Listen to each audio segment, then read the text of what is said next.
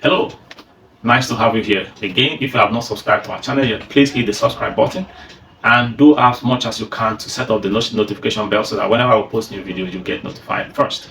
And today I'll be talking about the Canadian Visit Visa, which is virtually everywhere today. You hear about Visit Visa, you can convert it to work permit and all that.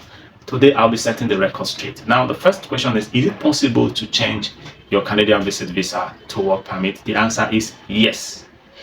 What is the possibility of having this done? I will tell you, it is very, very low. What are the chances that you will be able to convert your visa to work permit? The chances are very slim. In fact, it's on record. Let's assume those who came to Canada with the desire to change their visiting visa to work permit, like 1,000 people. Only just maybe about 200 would have the opportunity to get LMI and all that. And then even after submitting these things, the guarantee that you have your converted to work permit is still slim. 1,000 people had a desire in ab initio. Those who eventually get it may not be more than 50 or 100 at most. So the chances are very slim. There are jobs where it is possible, and you need to learn the ropes, understand how it works. It is not all jobs that it will work for. So look at the career path you are interested in, and then there you will know if it is possible or not. For example, you are very experienced in IT. You're a programmer, you are a graphic designer, you are very good in maybe information security and stuff like that. Those, you are among the best hands in those areas.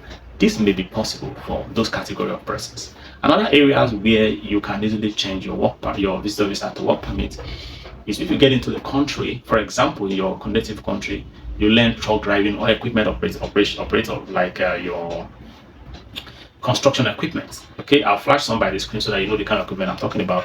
You have learned how to operate this equipment. What is it? It is possible for you to easily get a job in those areas, and then based on that, you can convert your visitor visa to work permit. If you're a truck driver, you're very experienced in truck driving in your native country, and you also have the license in your native country. You come over to Canada with that license. Don't forget you have experience. Of course, in Canada, you will not just get a job because you said you have experience.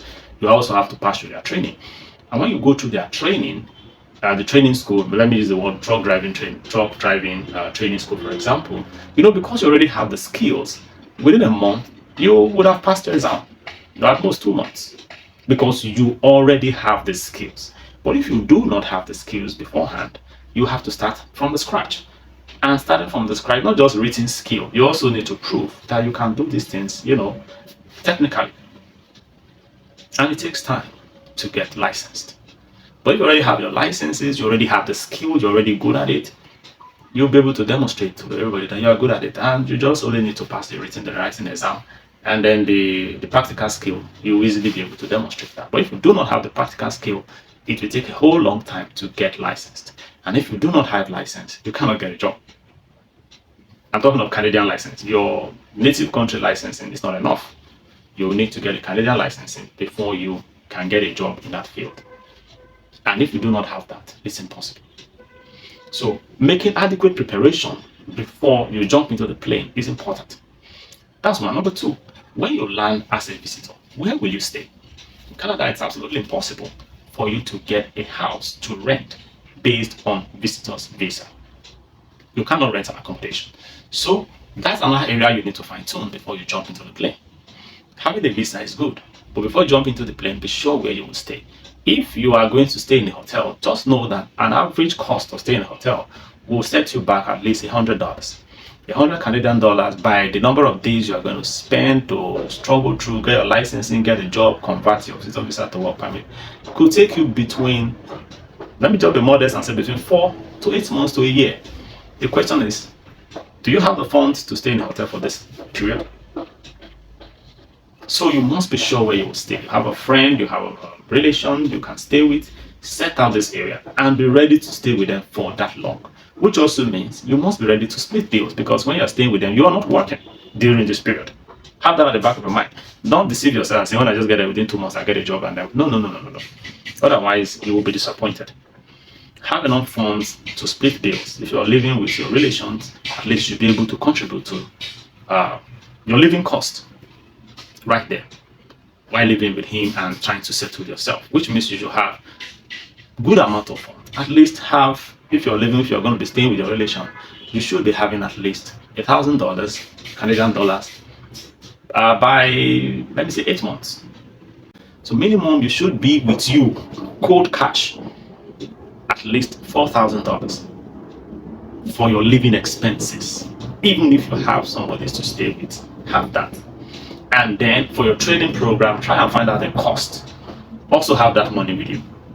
So frankly speaking, if you have $10,000, maybe you're good to go. If you have more than that, great. But sort out these areas so that you don't go there to constitute nuisance to yourself and to your friend who decide to provide you with soft landing. If you want to stay in the hotel, you can calculate the cost. A month is 30 days, and that's about $3,000 per month. $3,000 per month on the average, and then you can multiply that by the number of months. If you'll be staying for 6 months, you will need 3 times. It is $18,000 for your living expenses alone. That does not include the cost of converting your visa to work permit, flag polling, and all the other stuff. These things are possible, but discuss with whoever is your agent that is helping you process this document so that you don't get yourself in trouble. Many agents will take money from you. When you have landed, that's your problem. So think very well. If you need your visitor's visa, you can always contact us. We can help guide you on how to procure that.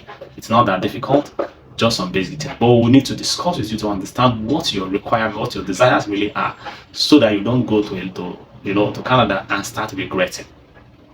It is possible to get these things done, but there are twists and turns, and these twists and turns must be settled before you jump into the plane. Thank you very much, and God bless you.